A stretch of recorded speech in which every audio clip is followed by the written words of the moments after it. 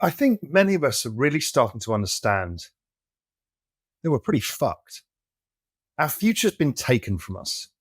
It's been taken from us because of the amount of debt in the system, the action of central banks debasing currency, the problems of demographics and aging populations. It's a huge problem we all face, whether it's the retirement crisis later in life, or whether it's trying to just afford to get on the ladder earlier in your career. Or many of you who are having kids, you're thinking, how the hell am I going to afford all of this? So if you remember, we addressed this in the past with a how to unfuck your future last year, and hundreds of thousands of people joined us. It really resonated because it really matters. And so we thought, you know what, we should do this again. We should really help you, again, not only show you what the problems are so you understand them, but also try and solve them for you. So from March the 11th to the 22nd, we're going to bring you an incredible lineup of guests, and we're going to take you on that journey of understanding kind of how you're fucked and how we're going to solve it. We're going to look at election year because that's going to be a big problem, and AI and societal problems. We're going to look at financial repression. We're going to look at the commercial real estate crisis. We're going to look at depression and anxiety epidemics. We're going to look at lots of things where we know that we've got problems. But don't worry, we've got your back too. We're going to give you a lot of things to help you. We're even going to bring experts in longevity, experts in tech investing, experts in crypto, ways to invest to get ahead, ways to invest in yourself to solve some of the big problems. This is really important stuff. We want you to unfuck your future. You see, at Real Vision, it's not just about the content either. We give you the knowledge, tools, and network to help you succeed. And here we're doing something special. The network of the people within Real Vision, they're truly special. All of you guys, the people who are members, are all over the world, incredible people, experts in all sorts of things, different countries around the world. And we're going to create an amazing channel for you on the platform where you can help each other and talk about the problems and the issues. I think it's really going to come alive. And you guys, you can help solve it too. So anyway, we really want you there. We're going to help you unfuck your future. Come and join us. All you have to do is go to realvision.com/thefuture. And it's going to cost you $1 to join Real Vision for 14 days. And I promise you, it's the best dollar you'll spend in your entire life. See you there. Hi. On June 5th and 6th, 2024, I'll be speaking at the largest AI event in Asia, Super AI in Singapore, at the iconic Marina Bay Sands. Alongside brilliant minds like Benedict Evans, Balaji, and Edward Snowden, I'll be on stage exploring the extraordinary potential of AI and the profound change it represents not just for financial markets, but for the world as we know it. With over 5,000 attendees and over 150 side events, Singapore will become a vibrant AI hub for a full week from June the 3rd to the 9th. Visit realvision.com/super AI to register and join me with 20% off tickets with the code REALVISION, all in caps. Hi, everyone. So today I'm going to talk to you in my other persona, which is Raoul from Global Macro Investor, because Real Vision doesn't have a view on stuff, but I personally have a view, and I've spent 30 years developing that view, of which 20 years of it is Global Macro Investor. And it's a big, long-standing thesis that I keep delivering to you in as many different ways as possible so you can understand as much of what's in my head and the work that I've done. And a lot of this developed into How to Unfuck Your Future because it gave me a deep understanding of how fucked everything is and how we get out of it. And so I'm going to try and do the impossible. I know we did a How to Unfuck Your Future a while ago, but I'm going to try and add more to it because I'm always building on this thesis. My understanding always deepens. Every time I sit down to write Global Macro Investor, I uncover more and more and more of this bigger picture that I've understood. To zoom back out again, just so you all catch up. Now, I urge you, to go back to my How to Unfuck Your Future. Go back to anything I've done on demographics. Go back to that Robert Breedlove interview where I talk in depth about how we got here today, go back to the Nathaniel Whittemore interview. Those are really, really important interviews that I've done. The Everything Code, the debt demographics and deflation, all of that kind of stuff. I'm going to skip through some of this today, talk it so I can frame it for you. This is not going to be easy to do because there is too much, and I literally can't do this in the period of time allotted. But I'm going to try, and I've got some notes open. So if I look a bit distracted, it's because there's really a lot to cover, and I need to make sure that you get all the information that you need out of it. So the first instance is debt, demographics, and deflation. This is the thing that shapes our world. We're driven by demographic forces, and they're baked in the cake.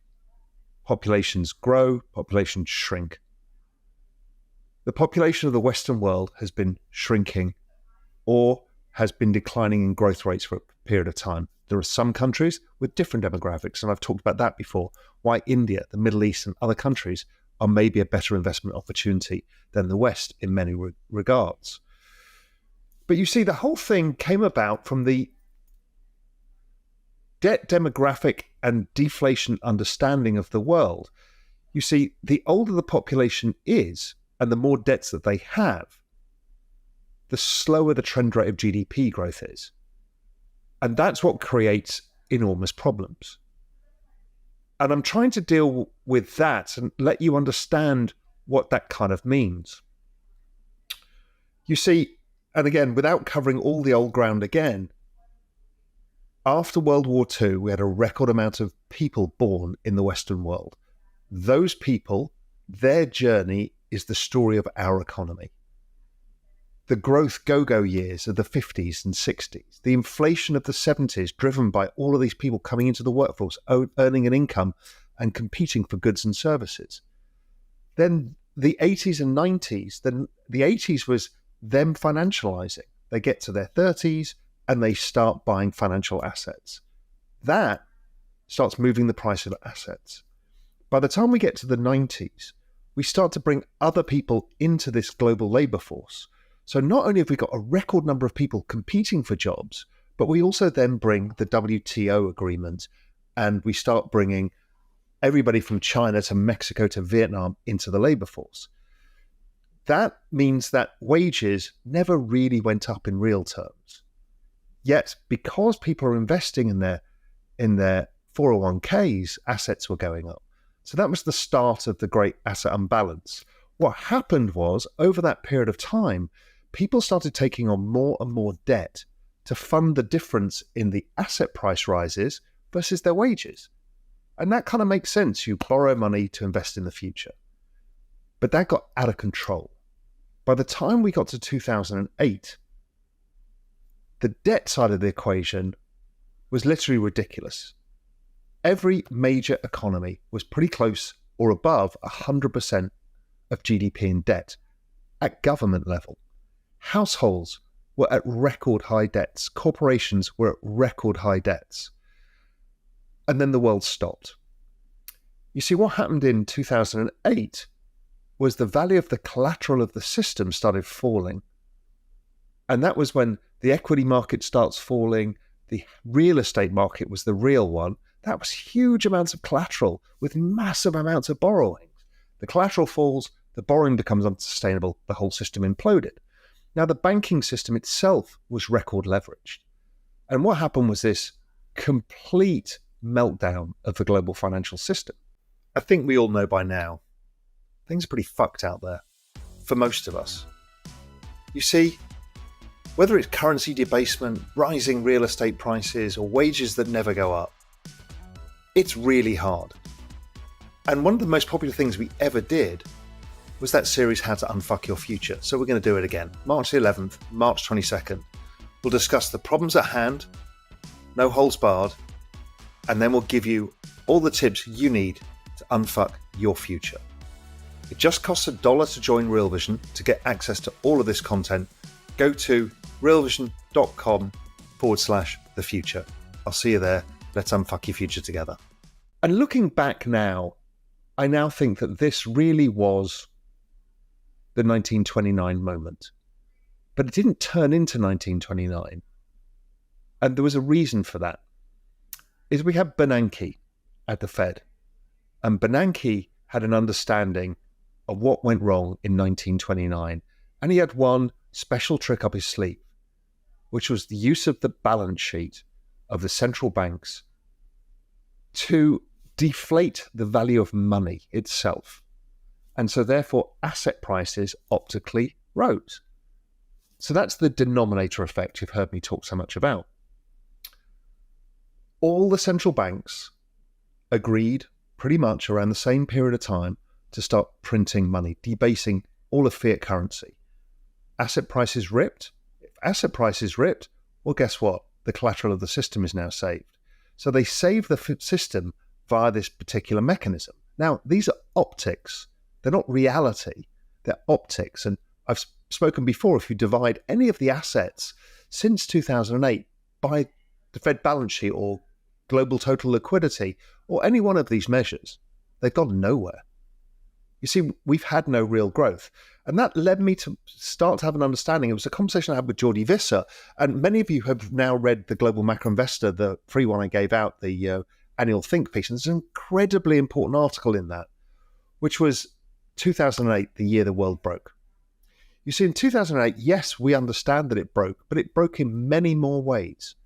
We hit something called peak fiat. And that's Jordi's thesis that I've stolen from him, but it really encapsulates what I'm talking about. That whole fiat currency, debt-driven bubble regime died in 2008. And GDP globally fell. The trend rate of GDP growth ratcheted lower and never rose. But you see, more things happened after 2008 that people aren't really aware of. For example, the dollar has been rising since then. Why? Because the dollar is the global reserve currency. Most of the global debts are in dollars, and there's a shortage of global dollars. And there has been since 2008, and really exacerbated by the time we got to the European financial crisis. So there's a shortage of dollars. There's a shortage of global lenders because of Basel III and the agreements with the banking system. So the dollar rises. Okay, fine. We can deal with that. And that's part of Brent Johnson's dollar milkshake theory. But more importantly, when we look at global equity markets in dollar terms, they haven't gone up. See, here's the MSCI world. It basically hasn't gone up since 2008. When we look at, let's say, a country like Spain in Europe, Spain, I was there over that period of time. It was a terrible situation. Spanish stock market in dollars hasn't gone up. Italy, dollars, hasn't gone up. The Euro stocks in dollars hasn't really gone up. The FTSE in dollars hasn't really gone up. MSCI emerging markets haven't gone up. They've gone nowhere since 2008 in dollar terms. And the same with Shanghai. So the Chinese equity market or the Bloomberg commodity market peaked back then. There's only a few markets that have outperformed this. And those are the ones that I've talked about in the past. Those were technology, crypto, and you could argue India as well, because it's different demographic cycle. But not only did equity markets peak in 2008, but we also peaked in total debts. So really what we've seen is debt market has peaked. The US debt market peaked.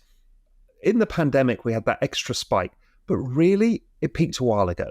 And I've talked about this before, and I'll come on to this in a bit, is the debt growth now is really just offsetting the interest payments.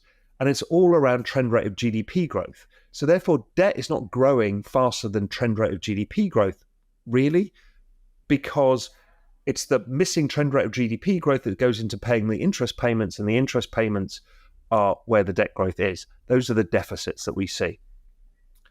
So debt growth at government level kind of slowed down in absolute dollar terms. It keeps going up. In versus GDP growth, it's been stable because GDP has fallen over time, and the US central bank has essentially monetized the interest payments on the debt because if the government's 100% of GDP in debt and the private sector is 100% of GDP in debt, just to give you easy maths, it's actually worse than that, then the private sector, with interest rates at, let's call it 2%, that's 100% of GDP growth to fund the interest payments. So who pays the government debt growth? And right now we've got interest rates too high, and GDP growth is not high enough to service them. So over time, we will see some action there by central banks as they have to lower the cost of the interest payments. Because if not, it keeps compounding on the balance. It keeps compounding and eventually lose control of the bond market and they have to impose yield curve control, or they have to print more money. Both are actually the same mechanism. They're just different ways of printing money. So that is where we are with the debt market. Now, households, they couldn't borrow more money really past 2008. We found that the banks and Basel III and the general agreements between all of the banking systems around the Western world is we get access to less cash. The governments get the access to the cash. They can't let the households keep growing their debt. So it's harder and harder to get debt. Also, asset prices have risen so much that we would have to borrow too much money to actually buy into asset prices. So it's kind of fucked us there. So we've now been fucked because asset prices are rising and we can't borrow money to even get into the property market, but they're also becoming unaffordable because our wages never went up. Okay, so those are the two of the key reasons why we're fucked. Now, what we need to do is figure out, okay, what does this all mean? Now, what I've shown from all of this is that really the governments have just offset the debt growth via the printing of money. And the balance sheet keeps going up. And that is the debasement of currency effect that is so pernicious.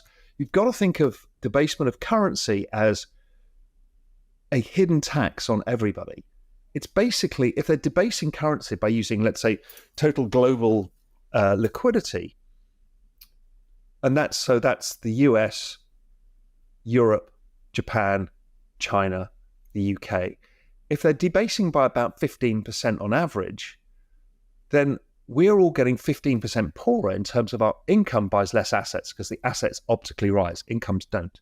It's also the same mechanisms why PE ratios go higher. The price goes higher, but the earnings of corporations doesn't grow at the same trend rate as the debasement. So we're all unable to afford any of these things, and they have just monetized all of the differences here. We've all become debt slaves because it's been mutualized to all of us. They could have increased taxes by 15%, but they didn't. They did it this way. Now, that's also made the rich get richer because they can own the assets, and the poor get shut behind. It created the populism that I've talked about many times. It's people are looking for somebody to blame. It's actually the baby boomers themselves that are to blame. But obviously, well, their parents for having too many kids after the war. But anyway, there's nothing we can do about that. It is what it is. So you see, we've seen that equity markets peaked and debt markets peaked.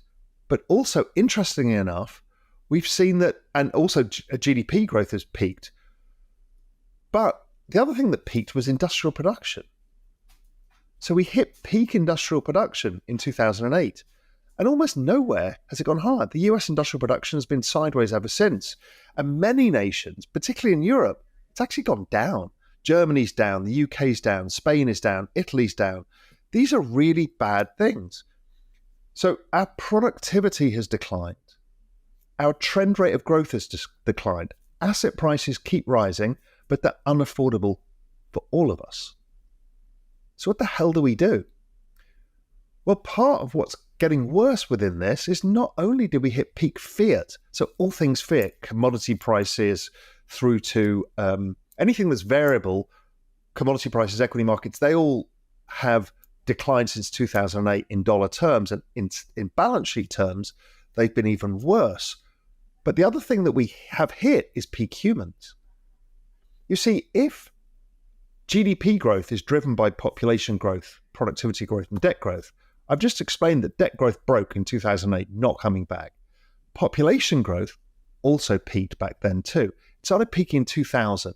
And what we've seen is things like the labour force participation rate fall. And this is the bigger story, the demographic story behind which this is all driven. Peak humans have created the problem of lower trend rates of GDP. Peak humans are what we face in our future. So the labour force participation rate in the United States, as the number of people who are active in the labour force, has been declining. So that means there's less productivity because we've got this ageing population. Also, there's less industrial production because less people are in the labour force. It kind of makes sense, right? So it's a problem that is going to continue because when we look at forward-looking elements, the working age population in the US has been falling over time. Most countries in the world are actually shrinking now of the major developed economies. We're seeing stories of Taiwan having to import Indian workers. We're seeing the rise of robotics to off-place these missing workers. It's a global problem that the global economy is facing right now, and it is going to hit trend rate of GDP growth until we get the solutions, which I'll come on to in a bit. So with everybody's major economies all shrinking in population, it means their trend rates of GDP are declining, industrial production is declining. But what I found as part of the everything code was that actually, once you strip out all of the complexity of markets, there is one thing going on. Government debt is just being created to offset the aging population. This chart, I think, is one of the most stunning charts I've ever found. I've never seen it anywhere else. Most of my everything code thesis doesn't appear anywhere else in the world. It's all proprietary research. And this simple chart says a lot. So if you get your heads around that, government debt as a percentage of GDP is basically driven by demographics. So as the population ages, growth slows, government debt increases because they're having to pay the interest on the debt to offset the growth that's missing. It's trying to keep the system together. Now, not only that, but if we put the Fed balance sheet against the same chart, we've got the same thing. So the Fed balance sheet is really a function of population. So the older the population gets, the more they debase it. And as we go into the future, you can see that this is a one-way trend into 2035 and beyond. Demographics are destiny, and the demographics are going to continue to decline.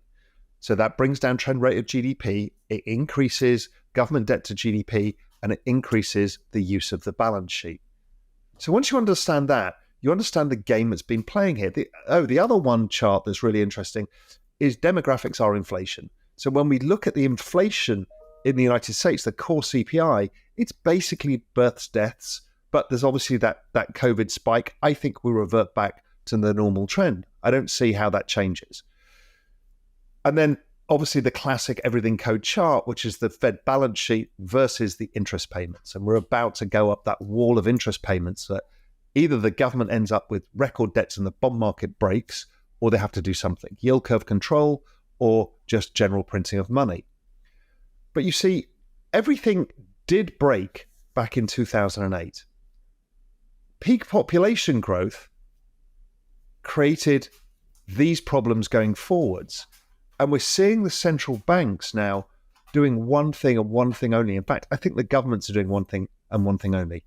And once you understand this, you understand everything that has happened and why the world is like it is today. Their entire job is to keep afloat the great baby boomer investment complex. You see, most of the savings in the United States and across the world are in older populations. Those were the richest populations the world had ever seen. Those have all of the wealth. In the US, particularly, they own equities. In Europe, they own bonds. In Japan, they own bonds, but in the US, they own equities. So what you can't allow is the equity market to collapse. Now, when I first did the whole retirement crisis thesis, my view at the time was, what the hell happens if the equity market falls 50% and the baby boomers lose 50% of the retirement savings? That was the fear that I had. And now I've realized that I was behind the curve. Of course, the governments and the central banks understood this.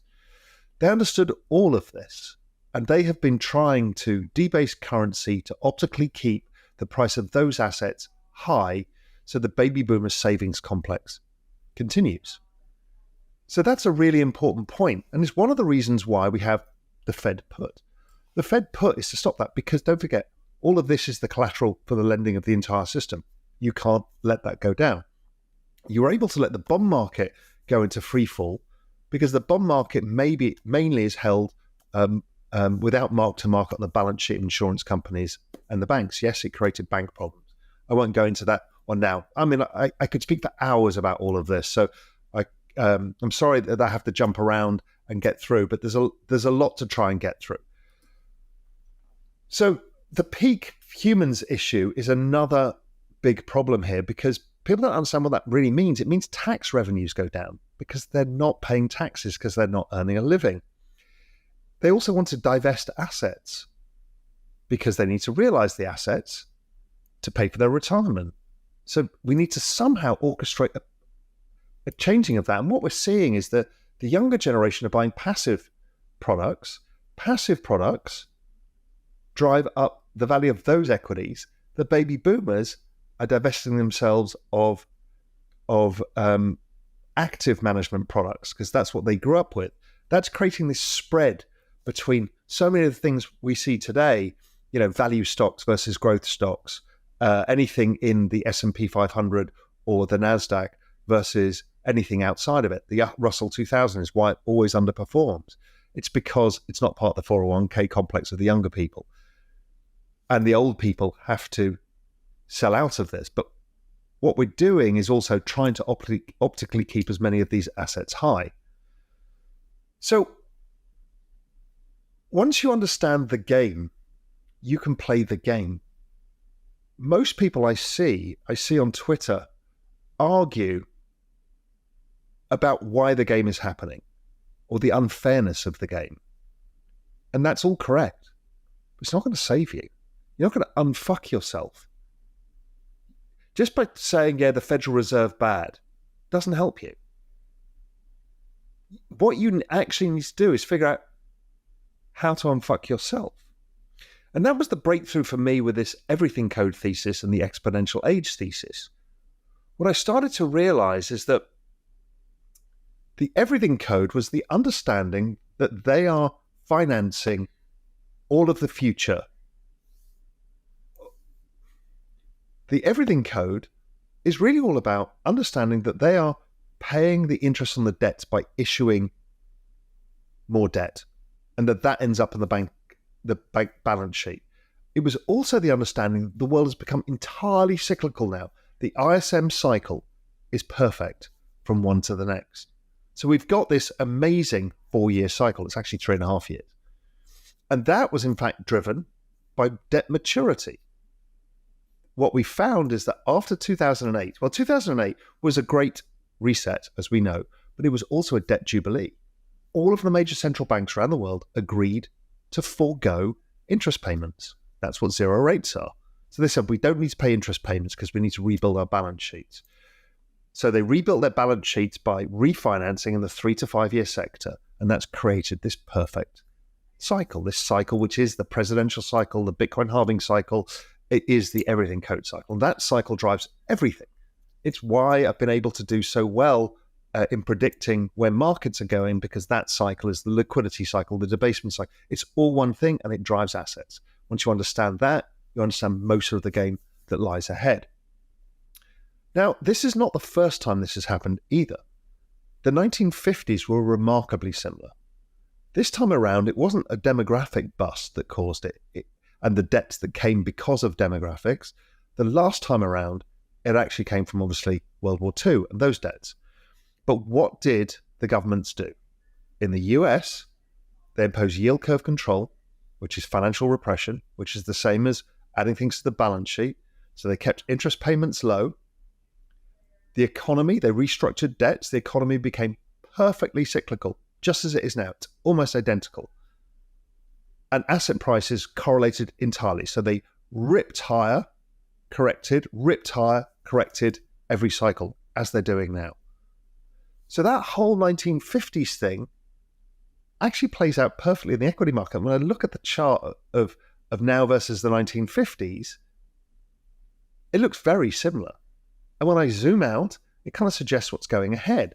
You see, in the 1950s, their piece of magic was to keep financial repression going, keep the cycle going until productivity increased. And eventually productivity increased, financial repression helped to wear down the debts. And over time, the economy took off and we had the 50s and the 60s and then into the 70s.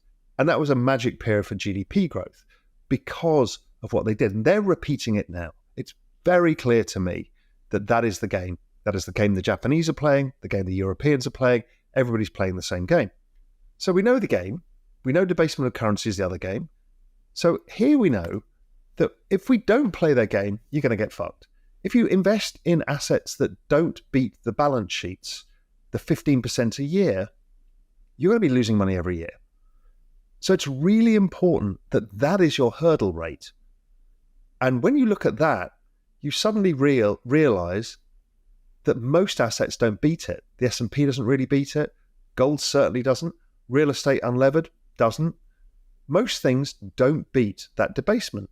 So if you invest in other things, you're going to lose money. And that's a hard lesson for people to learn. Most people don't understand this simple fact, is you are getting poorer by investing in these things. And that was the big realization that got to me. It's like, oh my God, my whole macro world has been turned upside down. Because everything we thought was the investable asset became the non-investable asset. And everything we thought was non-investable because it was riskier became the asset. Because when you look at everything versus the Fed balance sheet as a simple example, there's only two assets that have gone up. And I've talked about this at length before. It's technology and it's crypto. So those are the things that we have. So that's why I've become so passionate about them. And really, it's crypto because it kills technology investing too. Technology investing is basically a way of being engaged in the economy, and we'll talk a bit about what that means, understanding the changes around us. So it's kind of important to invest in it, but really the entire wealth is going to get made in one asset class. And I know a bunch of you can't stand it. I don't care. I'm trying to help you. And if you're not helping yourself, I just don't know what to do. I've gone on and on and on for over 10 years in Real Vision about this. Since I first started talking about Bitcoin, it's up 450,000%. Now, most people just still don't get why I care about this. It's because it's the only way I see to truly give yourself the opportunity. And this is, you can see this behavior of investing in risky things by the speculative economy that has taken hold that people can't understand. It makes total sense to me. If your future is fucked because you're young, you are going to do what you're supposed to do, buy your 401k, that kind of locks it in because it's not underperforming the balance sheet, it's not outperforming. So that's savings. Okay, I get that. And it's better than saving in cash. But everybody knows they can't get ahead. So people have become speculative. Speculative is okay if it's not at the casino. If it's in a secular trending market like crypto technology, go for it. Just do it in the right way. So we see the rise of not only tech investing on Robinhood, but option investing on tech in Robinhood. That's the way, the lottery ticket economy, where people just don't feel like they have a choice. There's no way for them to get the 100, 200, 300 grand that they need to get in the property ladder or to feel like they've got the savings they need. So people are taking bets. But in a secular market, actually pretty intelligent risk taking. And options are pretty intelligent too. Over time, if you get it right, you have the right tools, you learn how to invest. It's one of the core things that we do at Real Vision is try and teach people how to do this. You can make money. Crypto has been even easier because the sheer magnitude of the moves means you just buy and hold it. You just own the highest quality assets and do nothing. I mean, doing nothing is really that easy. Has been basically giving you about 100% a year returns for the last 7 years, 8 years. It's actually higher if you go back earlier in Bitcoin's time. But if you basically look at that, you're going to get somewhere between 80 and 200% returns depending where you are on the cycle over time. So these are the compounded returns. These aren't just, year in, because obviously some years you're like 500% returns and other times you'll make down 70%. People don't get their heads around, but this is actually the best risk-adjusted reward asset of all time. Fidelity have this beautiful chart of all of these dot plots of risk-adjusted rewards of assets. And there's tech is quite high and, some markets are high, and then cyclical stuff like oil and stuff is low risk-adjusted returns over time because it doesn't really do anything. All of this, S&P, all in this. And then you go and there's a blank paper, and somewhere right at the top is a dot that says Bitcoin. It's a fucking alien. We have never been given an asset like crypto that has this risk reward by any yardstick. Drawdown versus, drawdown risk, volatility adjusted. Any way you want to look at this asset, as long as it's over a period of time, it's by far and away the best asset we've ever been given. It's also the best performing asset of all time and remains the best performing asset. Every 4 years of that everything code cycle, Crypto Spring, which was last year, best performing asset in the world. Crypto Summer this year will be the best performing asset in the world. Crypto Fall next year will be the best performing asset in the world. Crypto Winter, which is 2026, will be the worst performing asset in the world. It's kind of simple. You don't need to do anything. You just need to buy it and hold it. So once you understand that we're over indebted, GDP growth is going down, we have an aging population, productivity is declining, we have our wages aren't going up. What are you going to do about it? Now, there are ways I've talked about how you can manage your own life in terms of thinking about having an income. That's a really important thing. Multiple streams of income. We're all being forced into that these days. I get it.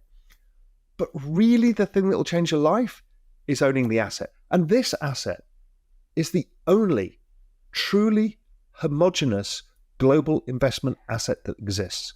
I know gold people will say it's gold, but you go to a village in India and you buy gold, your bid offer spread is about 50%, and you don't have an app to buy gold. You have to go to the dealer or the jeweler. It doesn't function. Yet every single person in India has a mobile phone, and Nigeria, and everywhere across the world. And you can download an app and buy this stuff. And the same product, Bitcoin, ETH, Solana, the product that we trade in the US, the Cayman Islands, the UK, Europe, is the same product in Nigeria, Brazil, Venezuela, the Philippines.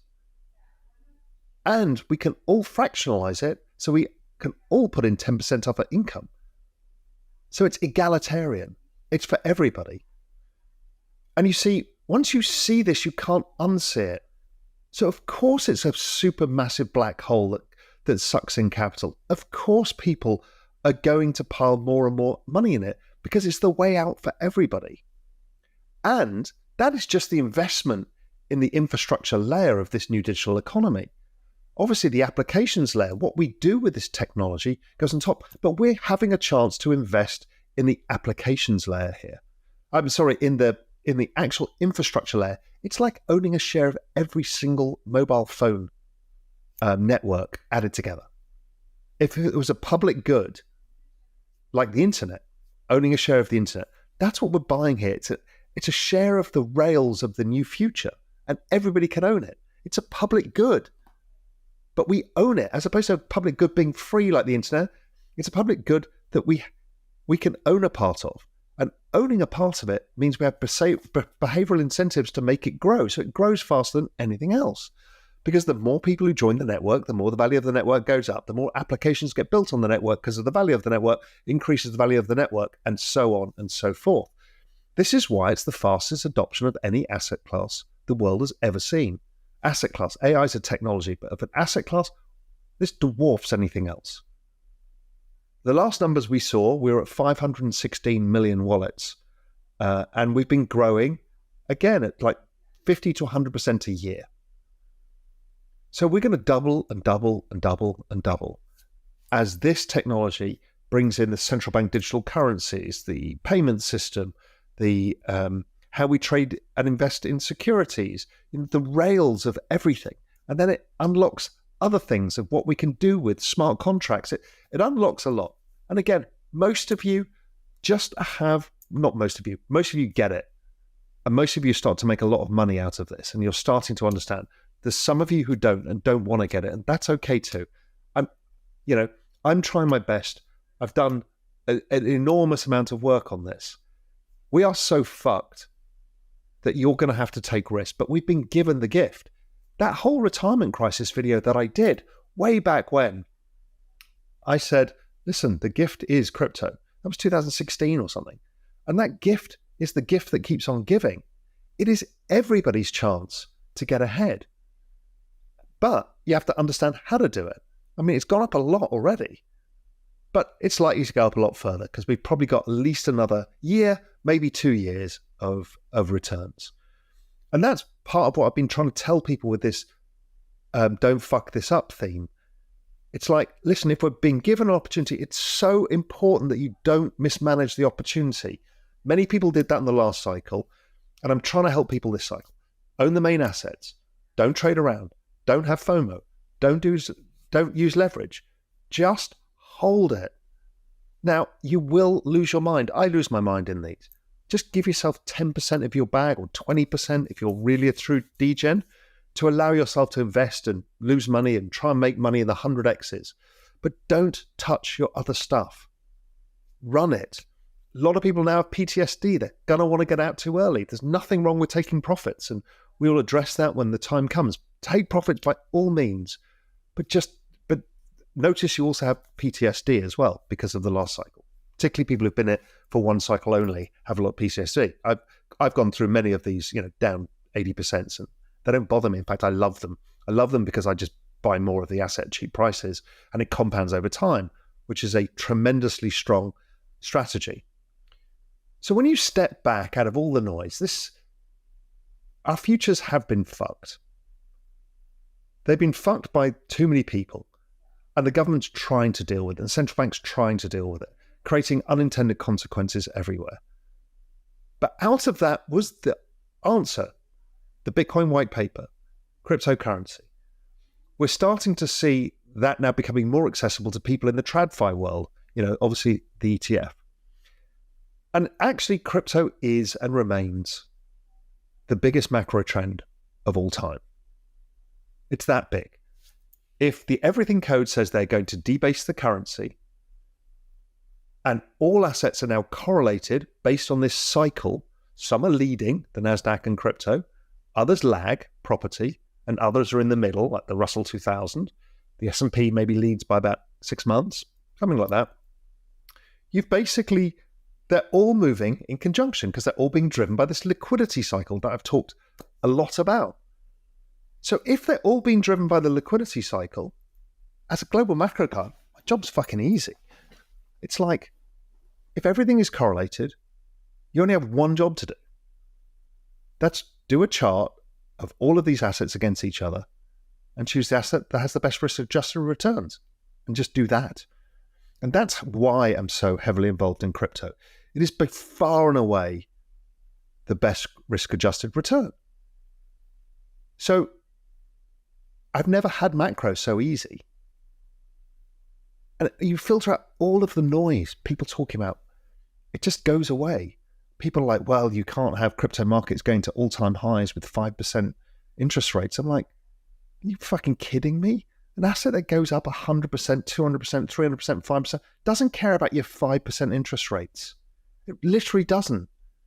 It cares about the global liquidity cycle, but we're in the part of the global liquidity cycle now where liquidity is expanding. And again, watch out for my videos on that. Again, I can't really spend the time going through all of my liquidity framework, but I do it on Real Vision, as does Julian Bittle. So it is all out there to piece it all together. But it just is the best macro opportunity of all time, and it remains so. But technology is part of that. The whole exponential age thesis is also because technology outperforms the balance sheets. So we want to be investing in it. I prefer to massively weight towards crypto because it outperforms that. But the technology piece is incredibly important. And this is David Mattin and I writing The Exponentialist, and what I write in GMI, again with David as well, is how important this is. And how important it is because it's going to usher in the next part of this equation. So if you go back to what I said before, GDP growth equals population growth plus productivity growth plus debt growth. Debt growth's gone, finished. What they're doing is debasing the currency to pay for that. That's driving these assets up, creating some of the problems. The aging population, well, that's shrinking, and therefore productivity is going down.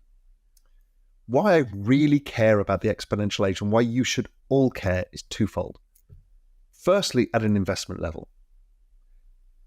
At an investment level, this is the future of GDP, because you are going to change that formula by bringing in infinite productive units, humans, which is AI, infinitely scales knowledge, and robotics, infinitely scales physical work. That's it. That's all you need to understand. We now have instant humans coming, infinite humans coming. That changes the whole equation.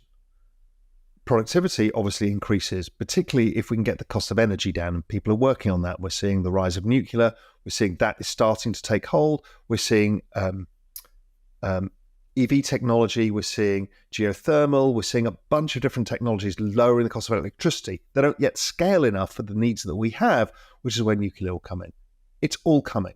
So you're going to lower the cost of energy, which means that your per unit of production, per unit of energy, if energy halves, it means productivity doubles. If energy falls by 2/3, it triples productivity. Tripling productivity with tripling population is a complete change. So within this, and then obviously within the exponential age, there's so much more to it. David and I write about it in The Exponentialist a lot, about how this is going to change our lives. And this is the second key point, is why you should invest in this stuff, in technology. And crypto is part of that whole thing, the whole exponential age thesis as well, is not only will it unfuck your future, but it'll get you to understand what the hell is happening and what it means. You see, I think that productivity growth and this population growth solves our debt crisis. I think what we will see is financial repression up until productivity starts increasing and GDP growth starts picking up and our problems get solved.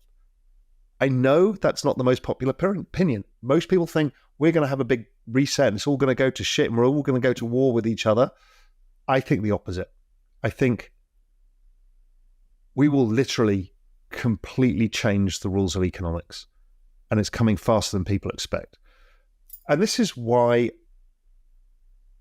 I want you to think about one thing, and this is the one thing I'm thinking about, is listen, there is another risk on the horizon. We've kind of solved via the everything code how we can unfuck our futures, but I can only get you to 2030.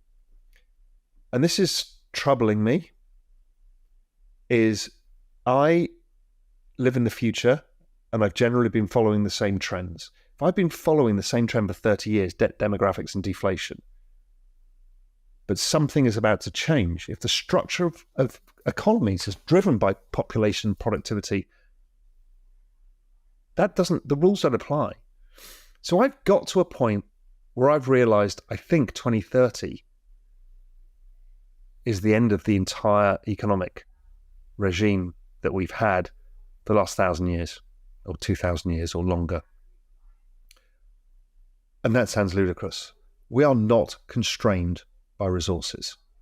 Yes, there will be some resource constraints, but yes, the AGI will help us solve them. We'll be faster and faster at solving the constraints. AI will instantly solve supply chain, instantly solve electricity generation, grids, decentralized grids. There's so much that will change. But the issue is beyond 2030, I start to see a world where GDP growth global GDP growth could double in a year. It could double every quarter. We literally don't know what the impact of these technologies will have because it rewrites the magic formula of GDP. Now, I also don't know what business means in a world like this. What does any business mean when AGI is around? And I'm not thinking of AGI as like this super omnipotent, scary thing. I'm just thinking about infinite knowledge that's infinitely scalable. What does that mean for businesses? In a few years' time, I won't even have to do these pieces. My avatar will just do them based on my knowledge. It's done. What does any business mean apart from being a plumber or stuff like that, which it's actually very hard to get the robots to that level yet. Obviously, it will happen in 50 years' time. So, some of the basic structural work remains. But, and again, this is not the negative thing about the work story that all goes around. We all need to go to basic income. I'm actually trying to think about what the fuck it means for investing. What happens when you have an AGI that helps everybody become better investors because it sees everything? What is investing? What does it mean when everybody is building technology companies using AGI to build products?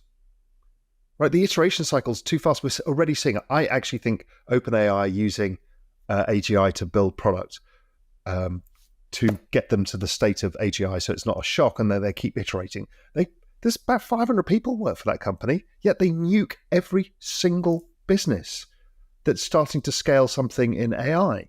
It's not normal to see stuff like this. The speed of iteration blows up new companies. I'm not sure how long companies last. I don't know what is a company in a world like this. I really don't understand how it's going to play out. But I do know between now and, let's say, 2030, now, I'm not sticking to that date. It's not like 2030, the date of doom. It's like somewhere around then, we start hitting this economic singularity, which is not the singularity, but it's economic where we can't even predict how economies work anymore. If that is the case, then I don't know how investing works. So how I'm thinking of it myself, and I'm fortunate to have built some wealth, but I'm not the richest man in the world by far. But it applies to everybody, is I think we've got this period, this 6-year period, where we need to build as much wealth as possible because things are clear. If we've been given the greatest macro opportunity of all time, when everything is correlated and the everything code is driving everything, then let's take advantage of it. Take advantage of it, because after 2030, I don't know what it looks like. Humans are adaptive, and I've talked about this. I think it'll be more about social communities and how we add value to online digital networks, and it's a much longer conversation for another day. So I'm not worried about humanity per se. I'm just worried about the how to unfuck yourself bit. I think we've got this 6-year period. That's all we're left with now, where we can really set up our future before the world changes dramatically, and we don't have the everything code anymore. We don't have most of the things we know anymore. Technical analysis, what does it mean? What does portfolio analysis, what does anything mean? What does reading news mean when you've got AGI doing stuff? But one thing I do know is that the digital rails will be how all of this works. Blockchain is how AI, robots and everything else will move payments around. We're seeing all the governments are moving that way. So I don't worry about that. But, at some point we'll get to maturity phase, and the gains that we've made from the adoption phase won't be there anymore. So we need to be involved in the adoption phase of blockchain technologies before it gets to the maturity phase, where the returns are more like utility returns. Now, there's the applications layer. So I think the blockchain layer, just put it in financial terms, we're at 2 trillion-ish today? I think it goes to 10 trillion in this cycle. And we end up somewhere, let's say 2035, at 100 to 200 trillion. Right, that trend is a fucking mega trend. Do that one thing. But I don't know how much returns we get from the latter part of the cycle, because it's always the first part, right, that you make the real money from. I then think, okay, what bloody assets do you own past 2030? Bonds are trash. Equities have been trash. We don't even know what companies survive. How long do companies last for? I think they're going to be more like meme stocks. They get attention, they die. We'll see companies being built with one person. We won't need the amount of people. So everybody can build companies, and maybe they last. So it becomes like this meme economy, this ICO economy where things rise and fall, and the capital cycles are much shorter. I'm concerned, how does VC work in a world where AGI or just AI is iterating product companies' markets all the time?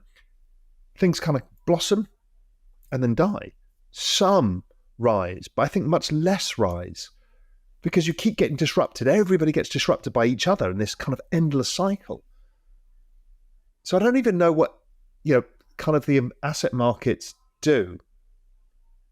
So how I've been thinking about it is, well, where do we invest beyond then? My general view, and I'll flesh this out in a much broader piece at some point, is that in the end, I'm actually thinking about, well, okay, where is my long-term savings outside your lifestyle bank, outside some property that you use and live in? Where do you hold long-term wealth in an economy that's so disruptive? I kind of like digital art. I think that NFT high-end digital art remains the top of the pyramid of wealth, as art does now. So, Stevie Cohen can own all of the houses in the world, but in the end, the whole game comes down to the art that he collects, and we see that everywhere.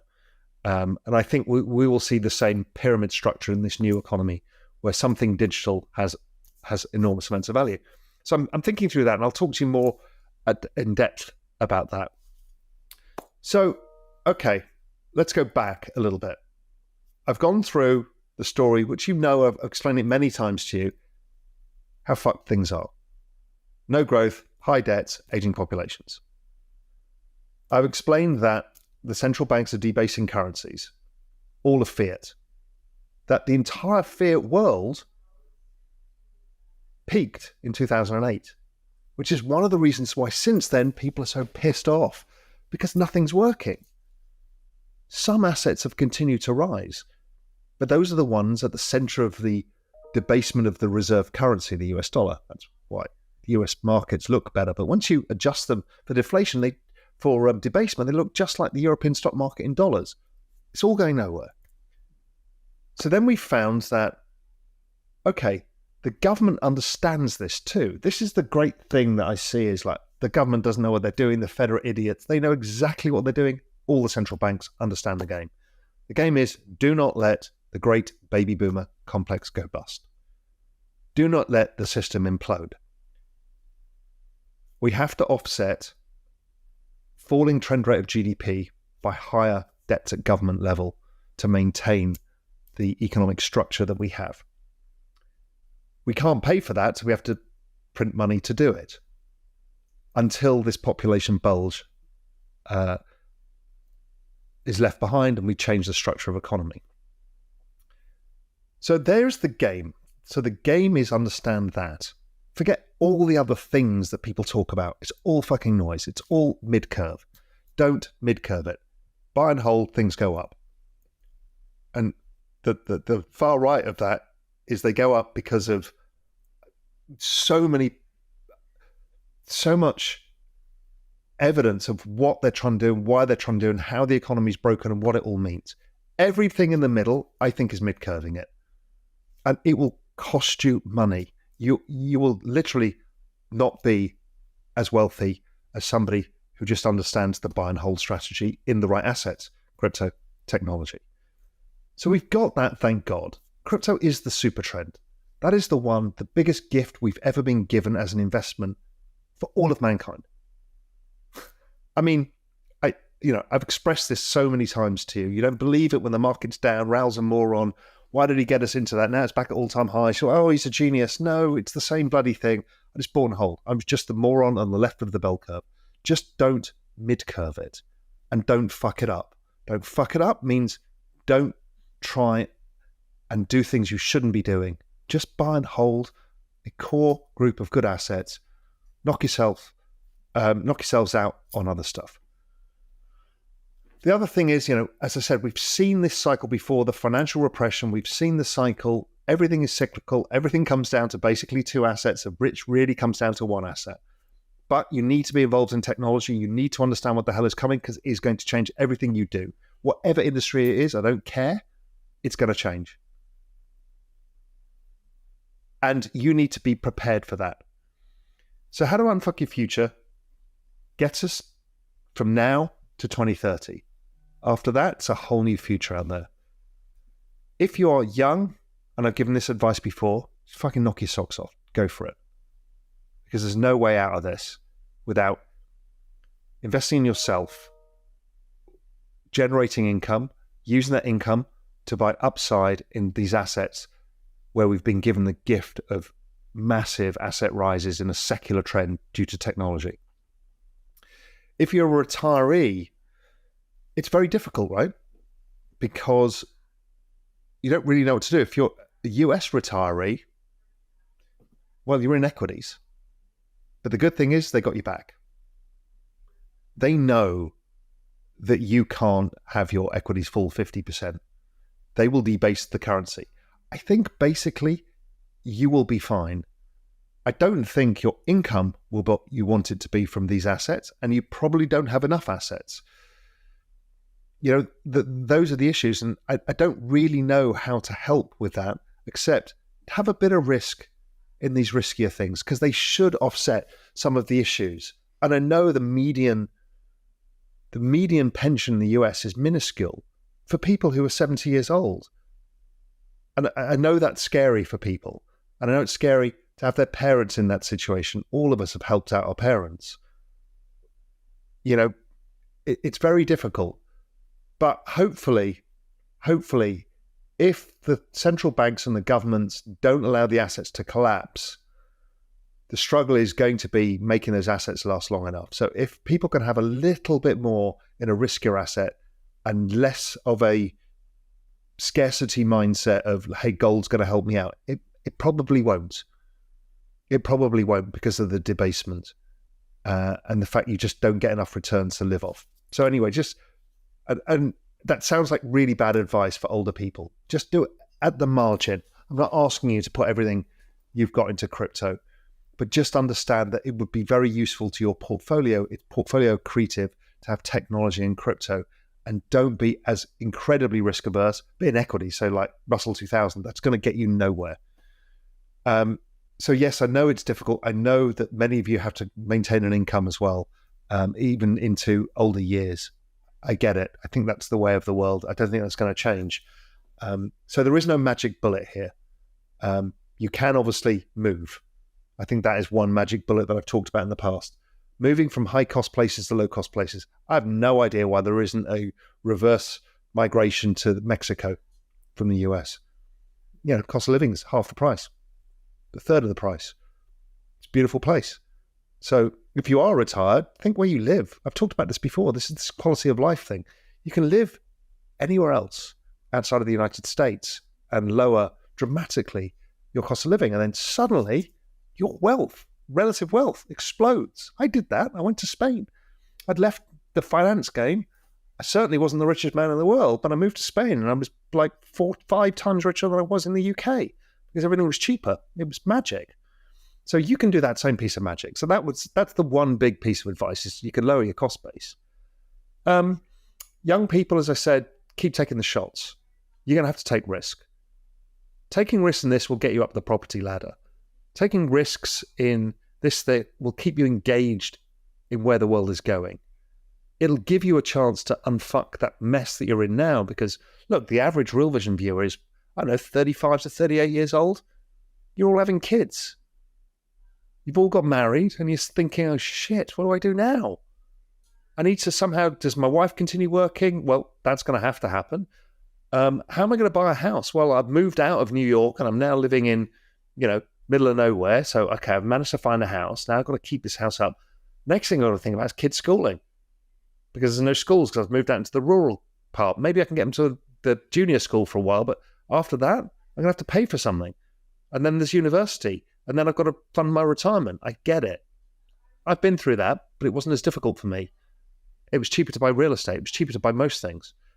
So, we've got the opportunity here, and that's why so many of you are involved and care in this space. Anyway, there's a lot there. I know it jumps around a bit. It's very difficult. Please go back and read the free GMI that I gave everybody. It is incredibly important, and that's just part of it. Please go and watch the interview with Nathaniel Whittemore about the Everything Code. Watch the long conversation with Robert Breedlove about how we got here, where we're going. Rewatch the retirement crisis video as well, because this kind of updates some of that as well. Anyway, good luck out there. Remember, these things are volatile assets as well. They're going to feel scary. Have a plan. Have a long-term plan. Don't short-term trade this. This is not a short-term trade. I'm talking about decades here. So if you're talking about where's the hourly chart of Pepe meme coins going, then we're on to a different game here. It's not the game I'm playing. We use the cyclicality and bear markets when they come, let's say sometime in 2025, 2026.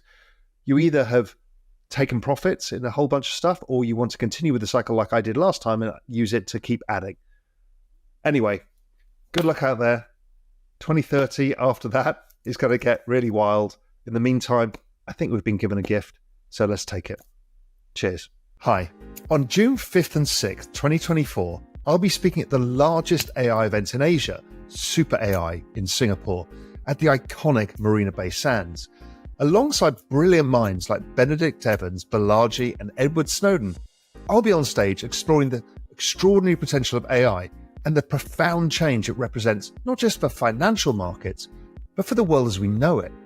With over 5,000 attendees and over 150 side events, Singapore will become a vibrant AI hub for a full week from June the 3rd to the 9th. Visit realvision.com/Super AI to register and join me with 20% off tickets with the code REALVISION, all in caps.